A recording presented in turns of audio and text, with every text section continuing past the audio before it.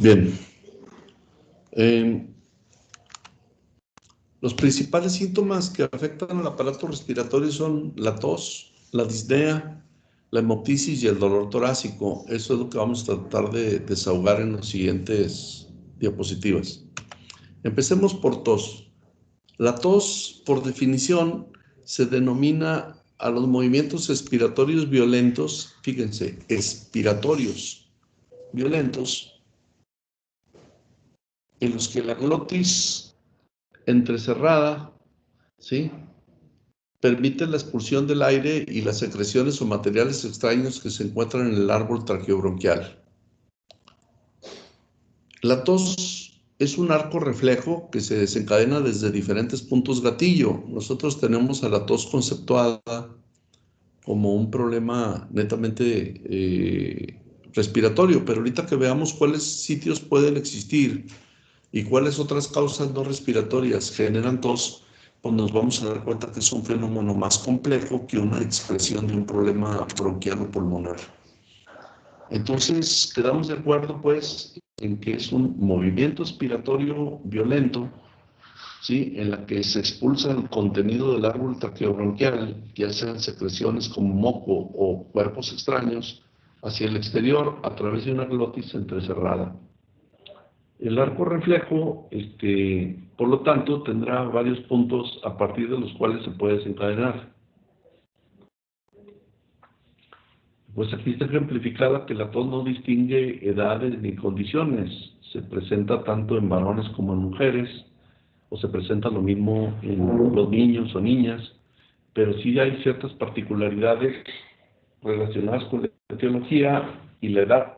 Es distinta la causa de la tos en una persona adulto que en una niño o niña, ¿sí?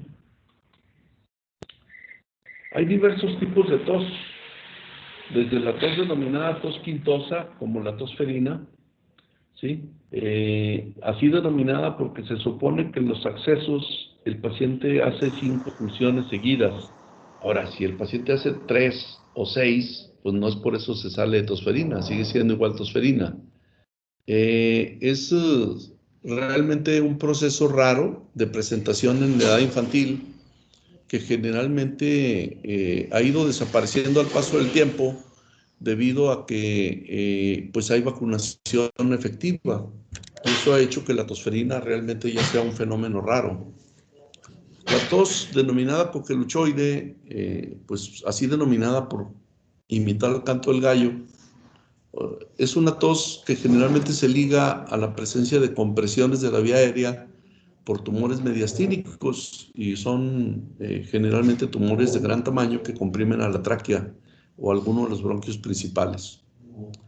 La tos denominada perruna, que equivale a la tos producida por inflamación infecciosa o química de la laringe, que es una laringitis, lógicamente que esta va a ir acompañada de disfonía. La tos denominada bitonal, que esta es producida por afectación del nervio vago y por una parálisis de una de las cuerdas vocales. Entonces solamente una cuerda se mantiene móvil y la otra se mantiene en una posición fija, generalmente al centro de la laringe. Y eso va a producir una tos de 2 tonos distintos al momento de presentarse el acceso. Y la tos que puede ser emetizante. Emetizante quiere decir que un acceso de tos llega a generar un esfuerzo muscular importante a nivel abdominal y una expulsión del contenido gástrico. Nosotros pues cuando le preguntamos al paciente que si tose, tenemos que preguntar muchas cosas. ¿A qué hora del día es más intensa y qué características tiene? Muchas veces el paciente no nos va a poder dar estos datos y nosotros tenemos que investigarlos directamente o inferirlos. Lógicamente que si un paciente llega y se empieza a comunicar verbalmente con nosotros y tiene disfonía, pues es lógico que que la asociemos a laringitis. Si el paciente, en cambio, tiene disfonía y lo vemos toser y tiene tos de dos tonos distintos, un tono grave, un tono agudo, en el orden que sea, pues eso generalmente tiene que ver con parálisis de una cuerda vocal. Y ese paciente pues también va a tener disfonía. Esto pasaba mucho antiguamente debido a algunas cirugías del cuello en las que se lesionaba el laringio recurrente.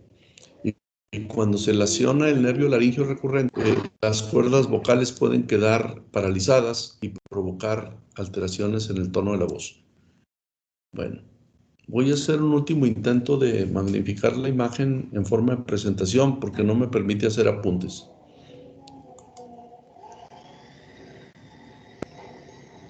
Bueno, ahora sí ya quiso. Doctor, Sí. tengo entendido que la tos perruna, a diferencia de las demás, esa se identifica porque es una tos seca, como a diferencia de la quitinosa o la coqueluchoide, Sí. o las tres pueden ser secas, sin No, expectoración. es que, mira, ahorita no hemos llegado a eso de las características del acceso a oxígeno, pero generalmente cuando la tos se origina en la laringe es seca, ¿sí? Como en el caso de la tos perruna es una tos típicamente laringea, ¿sí? Entonces sí, generalmente es seca. La tos coqueluchoide, que viene desde el árbol bronquial inferior, pues sí, lógicamente ahí sí va a haber contenido de secreciones.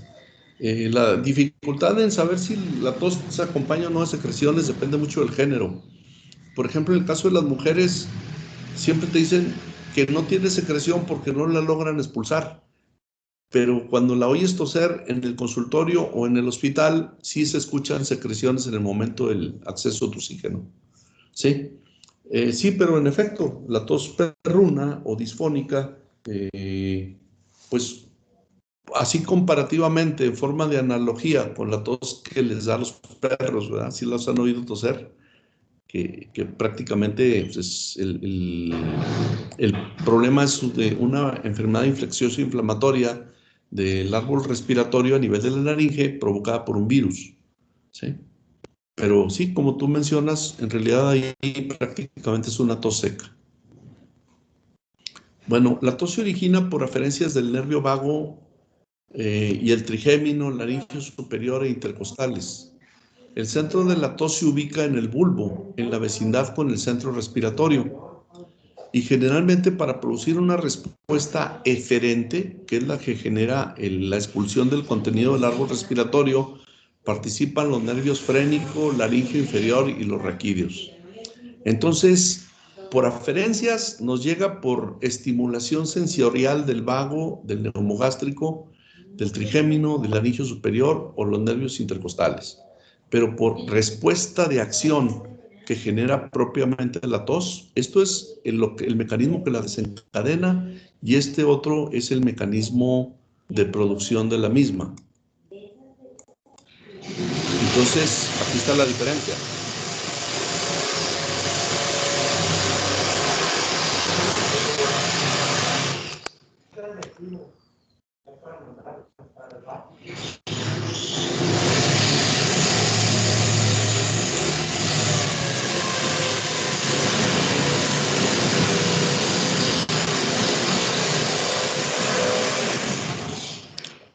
Trabajando poniendo unas ventanas aquí de aluminio, no sé si vaya a interferir con lo que se escucha acá en la dirección, pero bueno, vamos a tratar de sobreponernos a este tipo de situaciones anómalas que se presentan.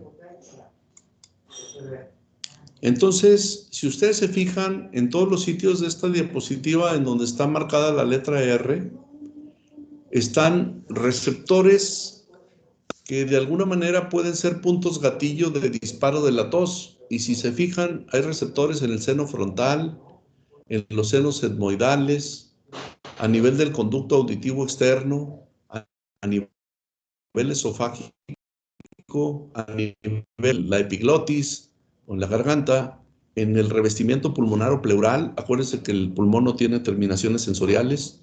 Y en el pericardio, revestimiento del corazón. Entonces, si se fijan, hay un montón puntos de disparo de la producción de la tos, que no tienen nada que ver específicamente con el árbol respiratorio. Si se fijan, está senos paranasales, está el esófago, el conducto auditivo externo, y pues ahí puede haber puntos aferentes en los que la estimulación de estos sitios pudiera causar hasta el reflejo de la tos.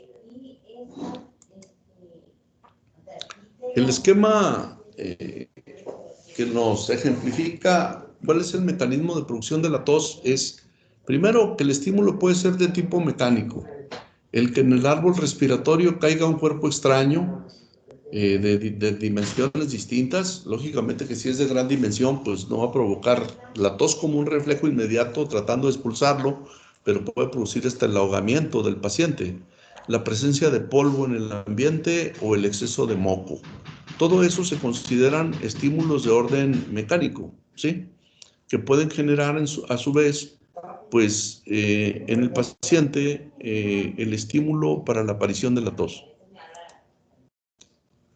Estímulos de tipo químico como la nicotina, la capsaicina, el ácido cítrico y agentes osmóticos. Osmóticos es por su contenido molecular. ¿Alguien sabe qué es la capsaicina? Es lo que ¿O le en da dónde el se picor a los chiles. mande? Es lo que le da el picor a los chiles. Es el principal componente de los picantes, ¿no? De los diferentes tipos de chile. La situación de la capsaicina es que de inicio sí te puede generar un fenómeno químico irritativo en cualquier sitio que se aplique. Ya sea, a veces, ustedes se fijan que entran a lugares en donde, es abundante el chile en el ambiente y lo llegas a percibir por inhalación, en otra por consumo de la sustancia, y de alguna manera va a generar un factor irritativo directo en el árbol respiratorio, o al momento de deslizarse por la epiglotis para pasarlo hacia el aparato digestivo, y eso puede provocar la tos como un mecanismo reflejo. Factores inflamatorios como la histamina o las prostaglandinas. Aquí, por ejemplo, tiene mucho que ver con fármacos, cuando es la histamina la responsable de la tos, o en procesos de orden alérgico, como por ejemplo la tos seca que se genera en procesos de inhalación de alergenos ambientales.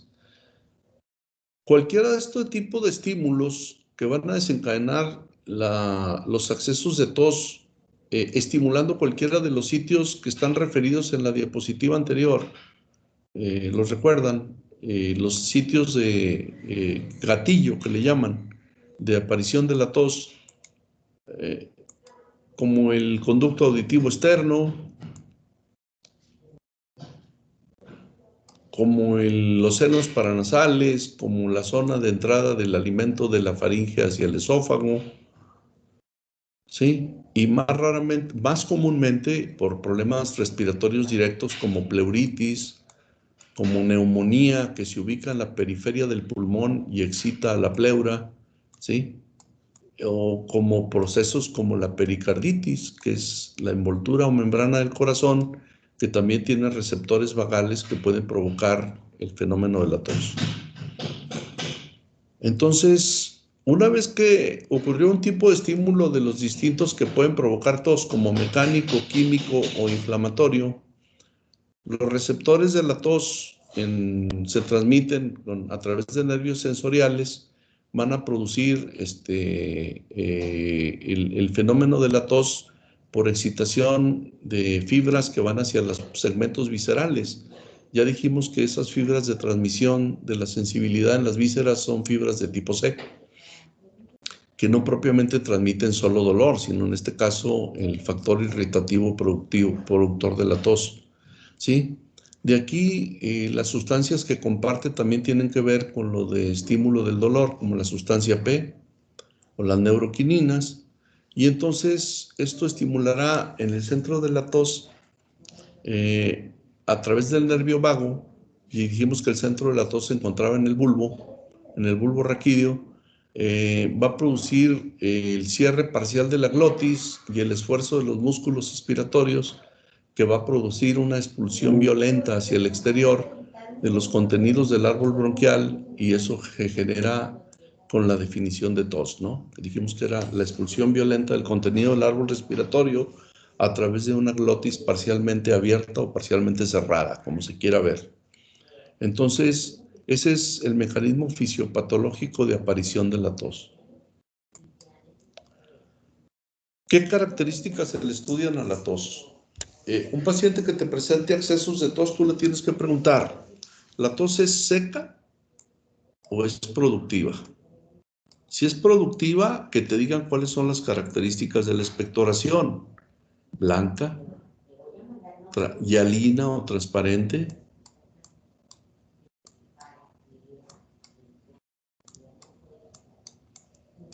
blanca,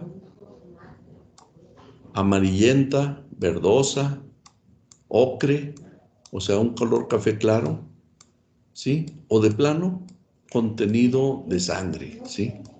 Lógicamente que la tos, conforme vaya cambiando sus características y llegue hasta el color ocre, ¿sí? Es una tos que tendrá más repercusión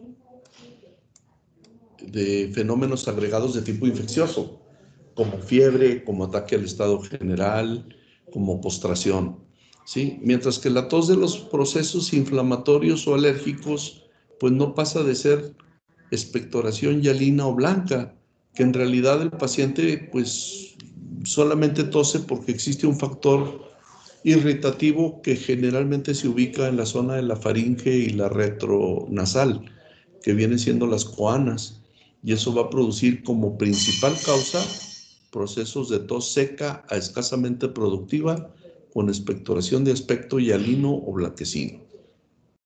En cambio, cuando la expectoración pasa a ser de color primero verdoso, después ocre o de plano con contenido hemático, pues lógicamente que estamos ante un proceso inflamatorio, infeccioso o de consolidación pulmonar. Y lógicamente que esto pues es de más gravedad. La tos es aislada, o sea, ¿hay alguien que tose de vez en cuando durante el día? ¿O la tos es en accesos? O sea, de repente el paciente te dice, todas las mañanas al despertar tengo tos. Un ejemplo de tos en accesos matutinos es la tos del fumador, ¿sí? En la que alguien se levanta tosiendo y se le vuelve tan cotidiana, tan común, que generalmente le preguntas al paciente que si tose y te dice que no. Sin embargo, el acompañante, esposo o esposa, te va a decir, y claro que se levanta tosiendo en las mañanas y expectorando, y luego ya en el transcurso del día se va calmando. Cuando la tos, en cambio, responde a una enfermedad infecciosa del árbol respiratorio, los accesos son más y más frecuentes. Entonces, lógicamente que la tos llega a ser sumamente molesta. Ahora, ¿qué ocurre cuando un acceso de tos es intenso, como aquí?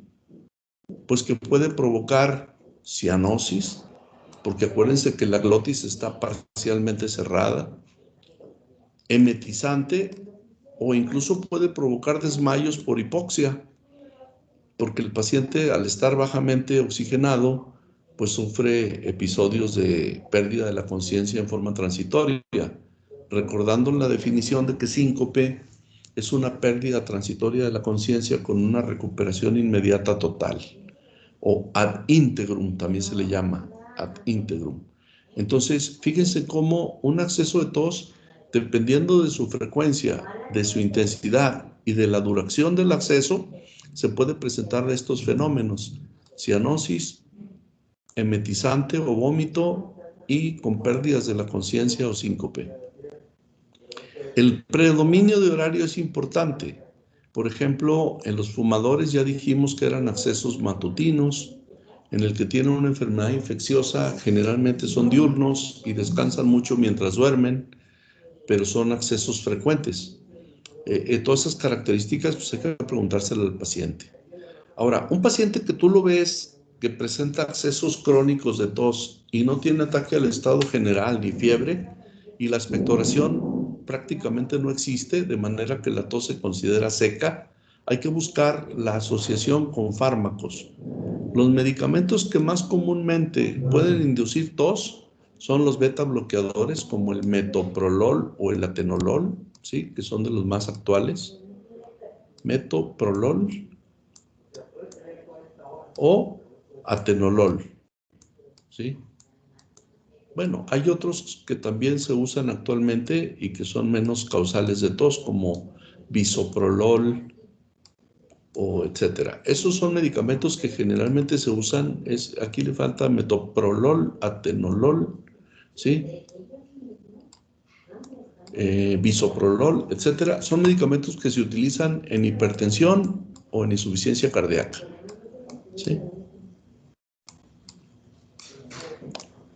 Lógicamente que ahí lo van a ligar el uso de esos medicamentos con la aparición de la tos, aunque ahorita vamos a ver, cuando se vean las características de la disnea, que la disnea también puede estar relacionada con insuficiencia cardíaca y esa puede ser un causal de tos. Los inhibidores de la ECA, que son medicamentos que se usan también en hipertensión y que lógicamente un 30% de los pacientes que los usan pueden tener tos como efecto secundario agregado y obliga a la suspensión de los mismos. Los inhibidores directos de la ECA son captopril, enalapril, ramipril, etc. Lisinopril, que pues están vigentes aquí en México y que todos se utilizan mientras no le causen tos al paciente. Los sustitutos naturales de los inhibidores de la ECA en el manejo de la hipertensión cuando estos causan tos son los antagonistas de receptores de angiotensina, que actúan en un sitio distinto, pero que tienen una estructura química similar. La razón por la que los inhibidores de la ECA pueden producir tos es porque producen inhibición de la destrucción de la histamina y bradicinina, que los cuales se acumulan en el árbol respiratorio a nivel de la orofaringe y generan una tos seca con una sensación de picazón de la garganta. Más raramente pueden ser causales de tos los antiinflamatorios no esteroideos y algunas sustancias que se inhalan curiosamente para mejorar la función respiratoria, pero que cuando son inhaladas pueden inducir accesos de tos, como el salbutamol que se utiliza en los asmáticos o algunos otros medicamentos estimulantes del sistema nervioso simpático para abrir el árbol bronquial, que pueden provocar en forma secundaria la aparición de la tos. ¿Hasta aquí alguna duda o pregunta? Doctor, ¿cuál otro había dicho aparte de la histamina? Bradicinina. Ah, gracias. Hay causas no respiratorias de la tos. Por ejemplo, cuando existe una compresión extrínseca del árbol tárqueo bronquial, como en este caso los tumores mediastinales. Cuando existe reflujo gastroesofágico, los pacientes que se están ahogando en la noche porque se les regresa el contenido del estómago y se tienen que sentar porque sienten que se ahogan. En ellos, la glotis se cierra para defenderlos si no haya una broncoaspiración, pero va a provocar una tos que despierta al paciente, ¿verdad? En la insuficiencia cardíaca izquierda, debido a que existe congestión pulmonar, porque el corazón del lado izquierdo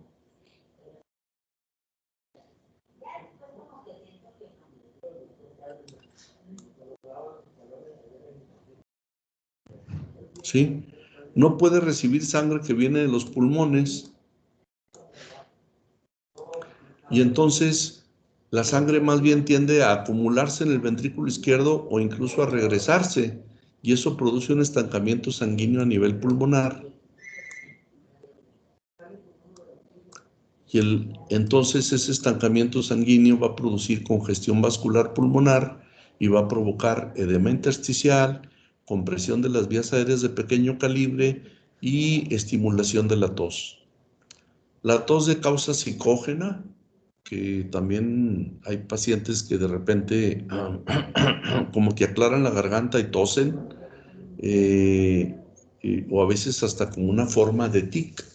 Yo tenía un compañero cuando me recibía el turno en urgencias en el Seguro Social, que cuando llegaba al área se ponía muy aprensivo, muy nervioso, Y era curioso saber que ya venía mi relevo, porque mientras iba llegando en el pasillo empezaba con accesos de tos, ¿verdad? Y siempre se hizo estudios para ver si tenía problemas y resulta que la tos se le desencadenaba por estrés, ¿sí? También existe tos relacionada con el consumo de fármacos que no tienen nada que ver con causa respiratoria y esos ya los dijimos antes, ¿no? O inhibidores de la ECA que inhiben la degradación de las cininas con efecto semejante a la alergia. Aquí lo puse como el ejemplo principal porque hasta en el medicamento cuando te lo venden, en la cajita donde viene envasada la captopril, enalapril, lisinopril, ahí viene indicado con letras negritas o grandes que los pacientes pueden provocar la aparición de la tos por el consumo de sus medicamentos. Está puesto ahí como una norma que se aclare que el medicamento puede ser un inductor de tos y pues generalmente eso hace que sea un motivo de suspensión del medicamento y sustitución por otra cosa, porque es una tos sumamente molesta. Bueno, el siguiente punto, si no hay ninguna pregunta con respecto a tos, pasamos a disnea. ¿No hay preguntas? No, doctor, de mi parte no. No, doctor. La disnea se puede definir de muchas formas, pero lo que más objetivamente la define es una sed de aire, una sensación de insatisfacción con el aire que se respira. Lógicamente es una sensación que se vuelve molesta o desagradable porque es como estarse ahogando totalmente despierto. Y esta sensación pues es indispensable o necesaria para tratar de mantener una función respiratoria suficiente para los requerimientos de oxígeno que el paciente solicita, ¿no? En este caso, no es lo mismo estar en reposo, acostadito o sentado, que empezar a subir escalones y empezar a sentir que te falta el aire, ¿verdad? Debido a que puedes tener una enfermedad pulmonar, pleural o del árbol traqueobronquial que pueda estar relacionada con disnea de tipo respiratorio, ¿sí? Aquí hay que tomar en cuenta que la disnea no solamente es de tipo respiratorio, hay disnea cardíaca y ahorita vamos a poner unos cuadros de diferenciación tanto desde el punto de vista etiológico como por mecanismo fisiopatológico de la misma, pero entender la disnea como dato sintomático cuando no la vemos y signológico cuando vemos que el paciente se agita al hacer esfuerzo. O sea, se puede ser tanto subjetivo la disnea como el dolor, por ejemplo, no lo podemos medir. Subjetivo como objetivo, cuando vemos que el paciente empieza a respirar agitadamente después de hacer algún tipo de esfuerzo físico de severidad variable. Por ejemplo, es un esfuerzo físico menor, el moverse unos pasos, un esfuerzo físico mayor, correr, andar deprisa o subir escalones. Pero muchas veces se necesita el esfuerzo como desencadenante de la necesidad de incremento del trabajo respiratorio para poder lograr una función respiratoria suficiente, ¿sí? La clasificación etiológica de la disnea pues tiene muchos aristas o muchos puntos que se deben revisar. Por ejemplo, desde el punto de vista etiopatogénico, la disnea puede tener un origen vulvar. Ejemplo, la hiperventilación fisiológica, que el cuerpo nos demanda una mayor cantidad de oxígeno durante el ejercicio físico, por emociones, que está ligado con la disnea psicógena, o por escalar a alturas, a grandes alturas, recordando que cuando escalamos a una montaña, pues la concentración de oxígeno está disminuida y eso hace que el bulbo, en donde se encuentra el centro del control de la respiración, le mande órdenes al árbol respiratorio y al pulmón para incrementar su captación de oxígeno y por lo tanto incrementa la frecuencia respiratoria y la intensidad de la inspiración. Otra cosa puede ser una hiperventilación patológica. Por ejemplo, esto también es de origen vulvar, en estados acidóticos. Por ejemplo, un paciente que tiene una acidosis por cetoacidosis diabética, el cuerpo tiene, eso lo revisan en fisiología, pero vamos a comentarlo aquí, sistemas de equilibrio que se denominan tampón o buffer. ¿Se acuerdan? Sí, doctor. Sí. Sí, doctor. Hay varios tipos de buffer del que el cuerpo echa mano para tratar de eliminar ácidos y lograr un equilibrio del pH en la sangre. Uno de los primerititos que se usan para tratar de equilibrar el exceso de ácidos en el cuerpo es la hiperventilación, tratando de sacar hacia el exterior del organismo el CO2. Y eso porque el CO2 es un componente del ácido carbónico. Sin embargo, el ácido carbónico es un ácido débil. Entonces, el paciente, si utiliza ese primer escalón de buffer, que es respirar agitadamente como el paciente que tiene una acidosis, no lo puede sostener por mucho tiempo porque hay que recordar que la función respiratoria es una función muscular, en que el principal músculo de la respiración, ¿cuál es? Diafragma. El diafragma, más los accesorios que son los esternocleidomastoideos, los intercostales, etc. Entonces, el paciente, lógicamente que no puede sostener ese sistema buffer y entonces entran en juego otros sistemas de compensación fisiológica que vienen siendo el sistema de las proteínas y el sistema el más duradero, el más efectivo, que es la eliminación de ácidos por el riñón. ¿Sí? Otros factores que pueden producir hiperventilación en condición de ejercicio son la anemia, debido a que un paciente en la anemia tiene una disminución de la concentración de hemoglobina, y la hemoglobina es la proteína transportadora de oxígeno en el eritrocito. Y esa hemoglobina disminuida hace que si tenemos menos eritrocitos en la sangre o un número normal de eritrocitos con una hemoglobina de mala calidad que no transporta oxígeno, va a producir en situaciones de esfuerzo leve, como caminar, un incremento del ritmo respiratorio traducido en disnea. Y por último, las alteraciones de tipo psicógeno o conversivas, que estas pueden producir estados de hiperventilación que en forma patológica van a hacer que se elimine exceso de ácido carbónico y el paciente tenga un desvío hacia un proceso patológico que se denomina alcalosis respiratoria, que va a tener otros efectos como alteraciones de la ionización del calcio, que hacen que el paciente, cuando empieza a respirar así por histeria, tanto hombres como mujeres, ya dijimos que el término de histeria al principio nació exclusivamente para las mujeres, pero también es aplicable al hombre. Y el paciente que respira agitadamente por cuestión emocional, pues empieza a tirar ácidos volátiles y entra en un estado de alcalosis respiratoria, se modifica la ionización del calcio y empiezan a aparecer fenómenos de tetania en los que el paciente se contractura a nivel distal de las extremidades, sobre todo las manos.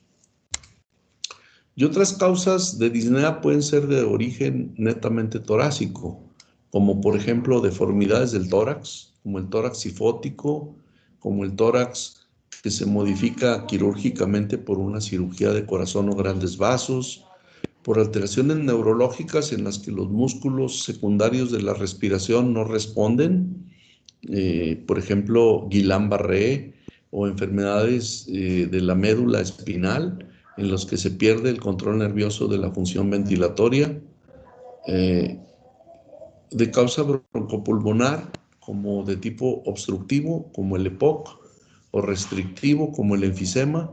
Sí, perdón, el enfisema y el EPOC, enfermedad pulmonar obstructiva crónica, bronquitis crónica y enfisema son obstructivas. Ahorita dije algo erróneo, obstructivas.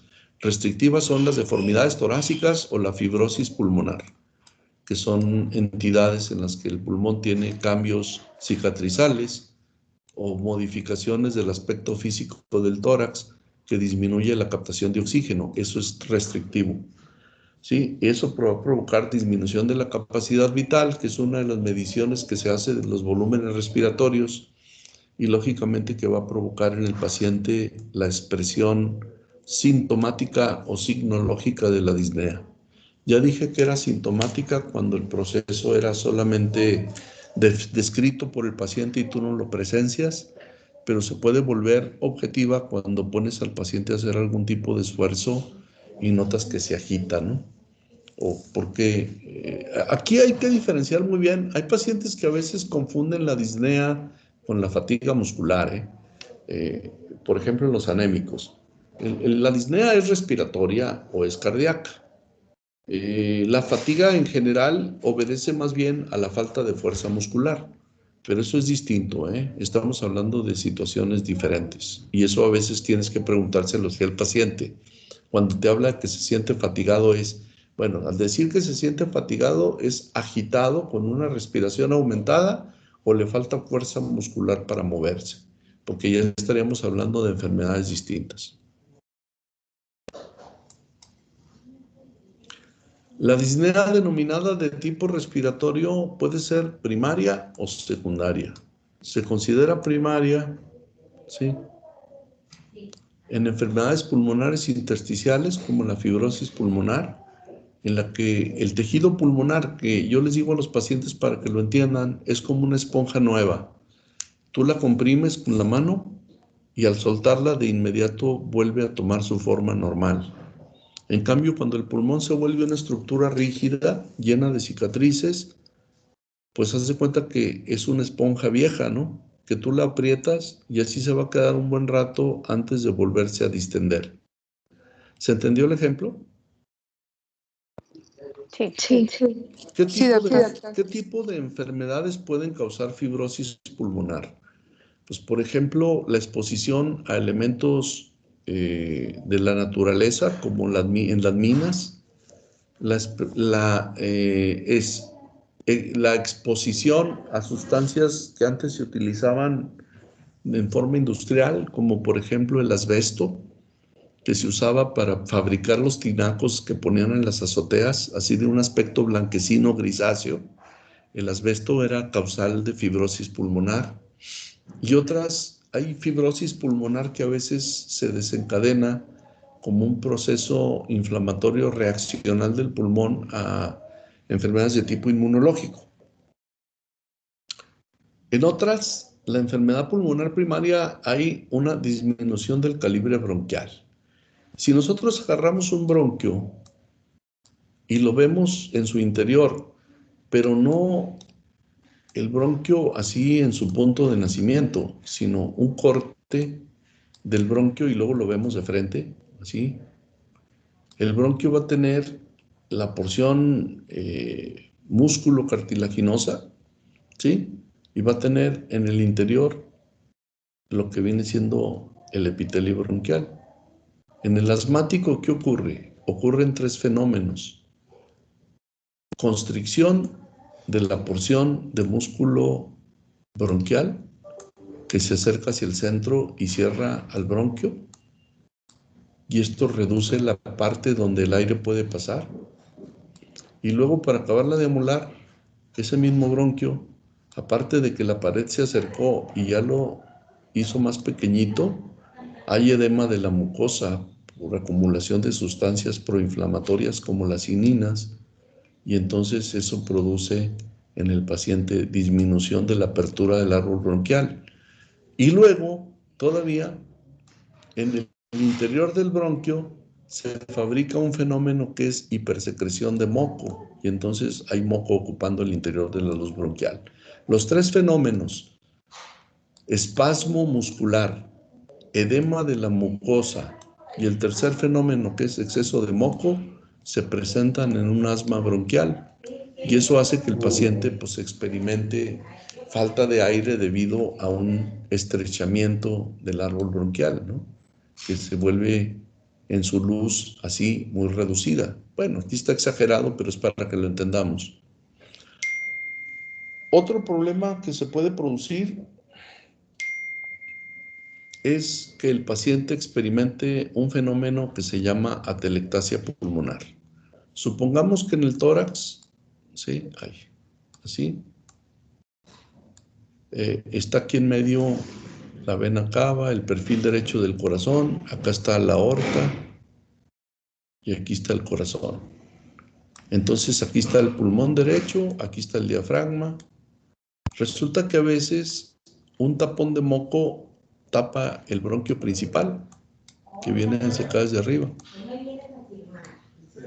Y entonces, al bloquear la entrada de aire, el pulmón se colapsa alrededor del bronquio principal. Sí, porque ya no tiene el fenómeno de entrada externa de aire que lo expande. A eso se le denomina atelectasia. Lo mismo pasa en la neumonía, en que los sacos alveolares en el pulmón, ¿sí?, que debieran ser sacos abiertos y comunicados con un bronquio, se vuelven sacos ocupados con secreción mucosa. Y entonces, pues, no hay entrada suficiente de aire y por lo tanto el paciente lo va a expresar en forma de disnea. Problemas secundarios que pueden ocasionar disnea son los defectos de la caja torácica, como por ejemplo el paciente que tiene una cifosis dorsal, ¿no? Visto así de ladito, pues el diafragma está acá arriba, la caja torácica está deforme, en lugar de ser una caja torácica normal, ¿sí?, con un diafragma expandible que aumenta el volumen de la caja torácica tanto en forma longitudinal como la movilización de las costillas en horizontalización va a incrementar el diámetro de la caja torácica en sentido horizontal. Y en un paciente que tiene un tórax deforme, estando aquí la cabecita, ¿sí?, pues lógicamente que va a tener una modificación del tórax y una restricción respiratoria. También, si la caja torácica está ocupada con un derrame, ¿sí?, ese derrame le va a robar espacio de expansión pulmonar. Y ese espacio de expansión pulmonar, pues va a hacer que el paciente en reposo esté bien, pero que lo pones a movilizarse o caminar y le va a faltar el aire. Y un fenómeno común de nuestro tiempo, en el que el 70% de la población mexicana adulta tenemos problemas de sobrepeso y obesidad, la obesidad va a producir que un tórax que debiera ser así, se vuelva un tórax así.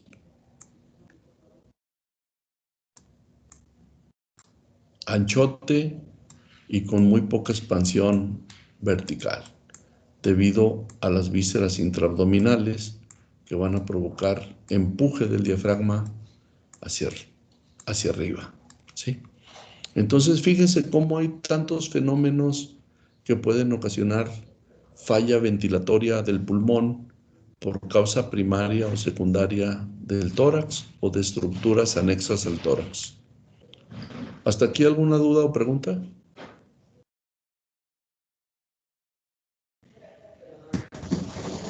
No, doctor. Bueno, la disnea de origen cardiovascular.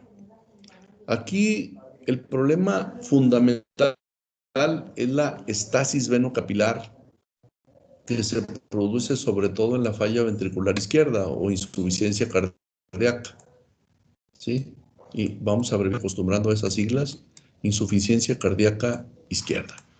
El paciente que le falla el ventrículo izquierdo, ya lo expliqué ahorita esquemáticamente, se le regresa la sangre hacia los pulmones se llenan de contenido líquido en el sistema arteriolar pulmonar y a nivel capilar, el líquido se empieza a salir de los vasitos sanguíneos y entonces un alveolo que debería estar así cercano a una arteriola para hacer el fenómeno de transmisión del oxígeno, ¿sí?, empieza a tener un problema.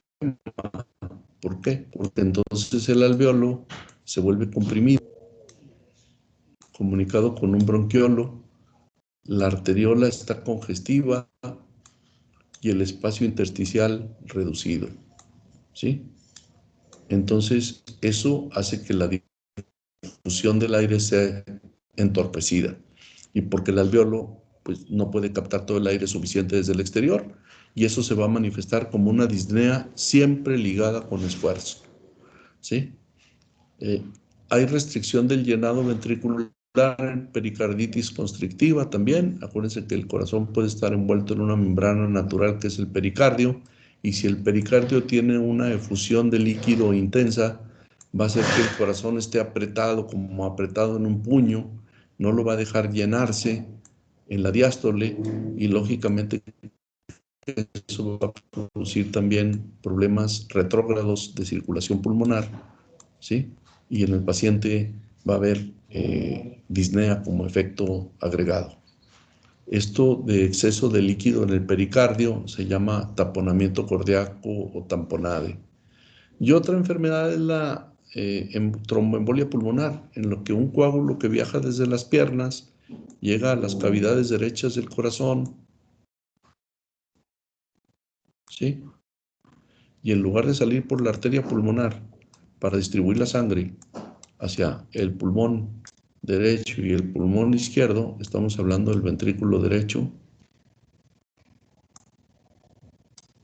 encuentra un émbolo gigante aquí que no deja impulsar la sangre desde el ventrículo derecho y eso va a producir disnea por dos mecanismos: disminución de la oxigenación de la sangre, ¿sí? Y aparte el efecto de desplazamiento del septum hacia la izquierda, que disminuye o entorpece la sangre que debe llegar del pulmón hacia el ventrículo izquierdo y que regresa la sangre hacia el pulmón y que va a provocar el estancamiento y estasis circulatoria, que va a provocar a su vez un colapso de los alveolos. Bueno, así explicado en términos sencillos, esa es la causa por la cual problemas del ventrículo derecho, como la tromboembolia pulmonar, o problemas más comunes del ventrículo izquierdo por diferentes causas, pueden provocar este estancamiento sanguíneo pulmonar que se va a ver traducido en disnea. Doctor, Sí. tengo una pregunta. ¿Cómo se puede saber cuando es una disnea por pues, una falla cardíaca o por falta de condición? Bueno, acuérdate que para empezar, el que le falta condición no está enfermo de nada. De lo único que está enfermo es de pereza, a lo mejor, ¿no? Sí. O sea, entonces, porque no está acostumbrado a hacer actividad física y luego de pronto un día aparece con propósito de año nuevo, queriendo participar en una carrera de 5 kilómetros, 10 kilómetros o 21 kilómetros, pues lógicamente no va a poder. Pero si tú lo revisas desde el punto de vista físico-estructural, el paciente no tiene nada. Lo que tiene es incapacidad física para el ejercicio porque le faltó entrenamiento. ¿De acuerdo? Acuérdate que el entrenamiento es un acondicionamiento progresivo que te va aumentando tu capacidad para el esfuerzo. En cambio, el paciente que tiene manifestaciones de falla cardíaca o de falla pulmonar, pues lógicamente que tendrá deformidades torácicas, estertores, síntomas pulmonares como tos o expectoración crónica, cianosis, etcétera. Va a haber más síntomas de daño estructural pulmonar o, en el caso del corazón, hipertensión arterial, enfermedad isquémica del corazón, que lógicamente que tiene sus síntomas típicos. Posiblemente se te aclare un poquitito más eso con respecto a la pregunta con las siguientes diapositivas, ¿no? Ahorita vamos a poner un cuadrito comparativo desde el punto de vista fisiopatológico y desde el punto de vista etiológico de las causas o diferencias entre disnea cardiovascular o disnea respiratoria, que fue la que vimos antes. ¿Sí? Lógicamente que si no encuentras ningún dato de los que aquí van a estar en la diapositiva de enfermedad respiratoria o de enfermedad cardíaca, pues lógicamente que vas a irte a la idea de que fue un esfuerzo inusual el que provocó la sensación de ahogamiento del paciente durante el ejercicio. ¿Sí te respondí? Sí, muchas gracias. Aquí están las diferencias de la disnea según su causa. Sí, por ejemplo, ¿a quién le puedo atribuir una causa respiratoria de la disnea? A enfermedades de las vías respiratorias como el asma o la enfermedad pulmonar obstructiva crónica, que digamos que aquí había dos enfermedades: la bronquitis crónica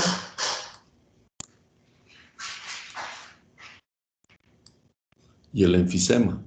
Esas están íntimamente ligadas con el hábito del tabaco.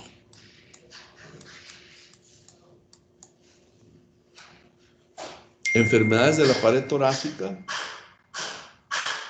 como por ejemplo deformidades del tórax, como la cifoescoliosis, o defectos de la pared torácica como falta de la movilidad de los músculos intercostales y de la respiración por una enfermedad medular, que es el síndrome de Guillain-Barré, ¿sí? O por enfermedades del parénquima pulmonar, ¿sí? En el parénquima pulmonar afectado, pues como en la neumonía, como en un tumor, como, pues ahí lógicamente que no puede captarse aire. En cambio, en la columna de la derecha vienen las causas de enfermedad de disnea cardíaca, como enfermedad de las cavidades izquierdas del corazón, como la insuficiencia cardíaca, las valvulopatías, etc. Vasculopatías pulmonares primarias, ¿sí? Que hacen que congestión pulmonar en el pulmón no permite el flujo sanguíneo apropiado y favorece el estancamiento sanguíneo y el colapso de los alvéolos, pero la causa es vascular.